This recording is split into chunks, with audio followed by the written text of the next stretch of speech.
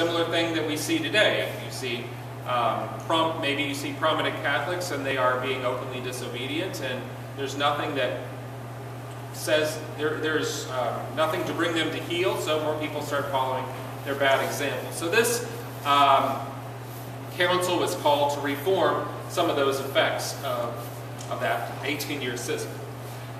The council opened on March 5th, 1179 in the Lateran Basilica with Pope Alexander III presiding. Over 300 bishops and numerous abbots were present, so over 1,000 prelates, abbots, bishops combined. If you notice, the size of these medieval councils, the Lateran councils, are much larger than the ones that were in the Eastern Empire, which were usually in the 1, 2, 3, maybe 400 size. So that here, they're continually closer to 1,000, at least if you count all the abbots. Like the first two Lateran councils, the minutes of those, what happened in the councils were not maintained, they were not passed down. But we do have the decrees that came from there. And the three objectives of that council were to remedy the evils caused by the schism, condemn a thing called the Catharist heresy, which was growing in southern France and other places, but primarily there, and to restore ecclesiastical discipline. So some of the things regarding the schism itself and the reform of the clergy, some of the things that were taught in there.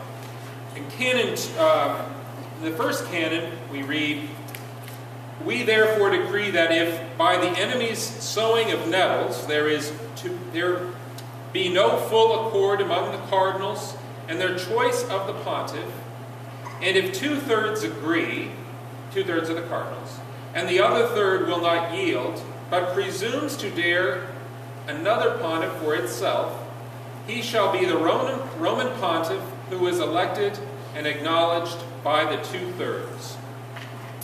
And then later on in that canon, those who usurp the title Pope and all of their followers are automatically excommunicated.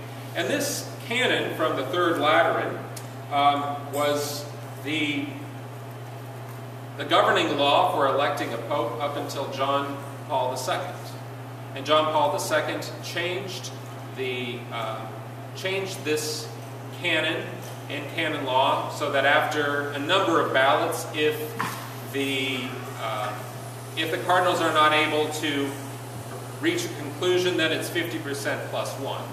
And then when Pope Benedict became Pope, he changed it back to Lateran III. So this is still, and it's never affected any papal, this is the, so what are we, 832 years later, this is still the canon that governs papal elections. 2/3 of the cardinals must agree, and if the minority party among the cardinals are not satisfied with that, and they seek to promote someone else, they are automatically excommunicated. The actions of the anti-popes, so those that Frederick the Barbarossa had put in place, or that were following him, Victor IV, Paschal III, and Calixtus III were declared null and void. Bishops were also required to be at least 30 years old, of legitimate birth, and shown to be worthy by his life and learning. So I think that is the 30-year-old is still a canon for the bishops. The legitimate birth, I think, has been dropped in the latest Code of Canon Law. That is something that was dropped. There were certain things tied to legitimacy that were dropped in the latest Code of Canon Law. And the shown to be of worthy life and learning, that's kind of an elastic phrase which doesn't specify exactly what that means. So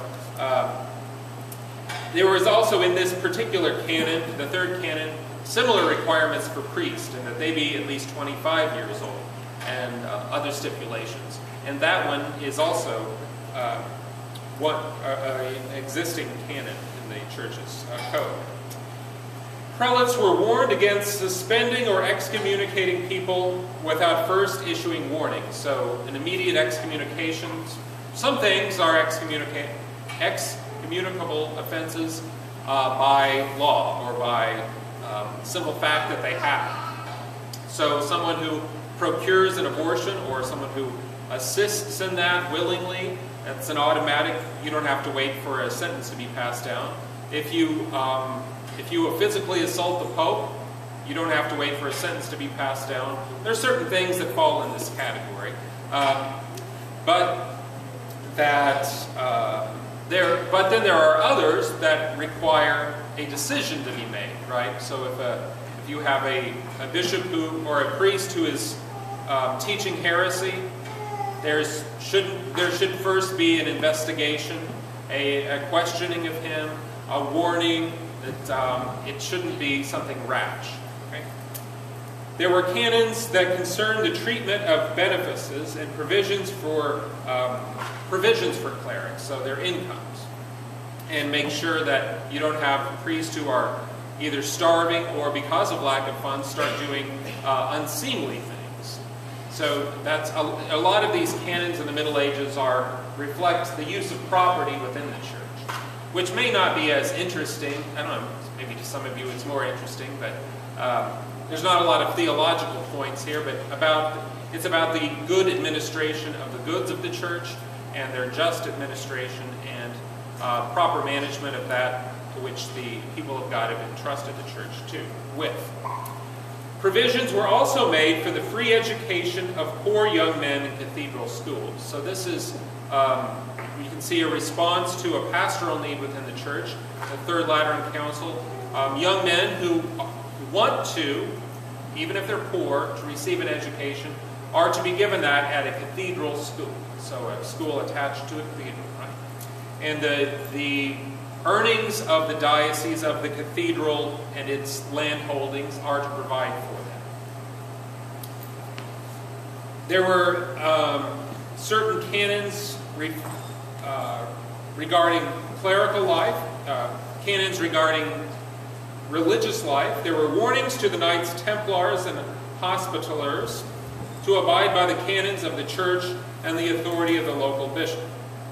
They were prohibited from putting money on the price to become a monk, so you couldn't say, if you want to become a Knights Templar, you have to donate X ounces of gold or pounds of gold in order to enter into our order. That was prohibited. Monks were prohibited from carrying private money and for living out on their own, being stationed on their own. That the role of the monastic life is a community life, and they were reminded of that within these canons. Does everyone know who the Knights Templar and Hospitallers were?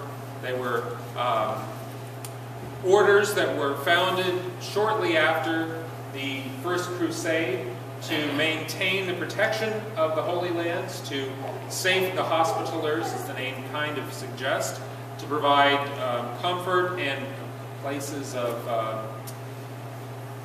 hospitals or places for healing for pilgrims who might come. And so you have a type of almost a knight, the Knights Templar are kind of a mix between monastic life and the role of the knight. And so this is something that developed in the 12th century. Clerics were again warned not they were warned that they should abandon their concubines or face losses of their benefices. So their incomes, if they don't abandon the concubine, they will lose the benefice. And those found guilty of what the canon says unnatural vice were to be expelled from the clergy or confined to a monastery to do penance. So there are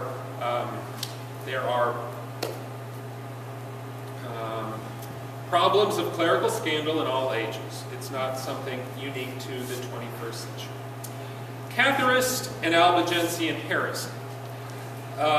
This was making inroads in southern France, and we'll talk a little bit more about this, what this heresy was, when we start to look at the Fourth Lateran Council, because throughout the 1100s, this heresy seems to have grown and become more and more of a problem. And the Church's response, by having canons in ecumenical councils, were not sufficient